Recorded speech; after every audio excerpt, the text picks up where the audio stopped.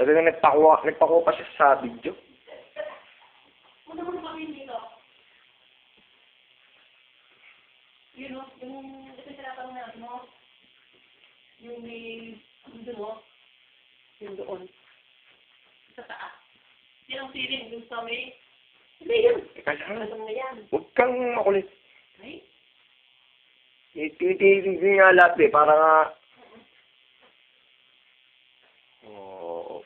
Yun ang feeling na may hangiran. Yun, may panty pa si mama. Yung pinlagay ng cabinet. Itong gising. Ito. Close-up nito. Itong mga design ito. Kita naman yan, May. Hindi ba maganda close-up?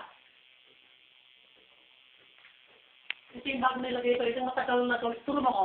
Ito yung matagal gawin ako. Yan. Ito maganda, di ba? Yung format niyan. Ito yung matagal gawin. Tama? Hindi lang basta-basta. O yan.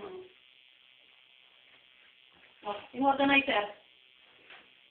O, yung organizer ng place mo. O. Ito. Ito. Yan. Close up mo. Oo, close up na yan. Yan. Ito, mapipinta. Ito, binili na namin ng ano kamo. Yung sa ibaba. Ito. Ayan, o. Parang dito tumutubig. Yan. Binili na namin ng Sisikat ka na yan, May. May pasama ang dose. Dali, anak. Very importante. Yun lang, te. Wala na. Ito na yung loob ng bahay. O, dito naman. Tinan mo yung loob. Ang luwag na yun. Tama.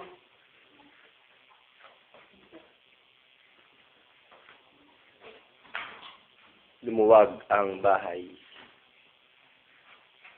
Pagtanggal na naman si ate, ikaw. Ano? Tinanggal niya muna yung mga kortina. Kasi magpipintura na nga mo. Okay na to.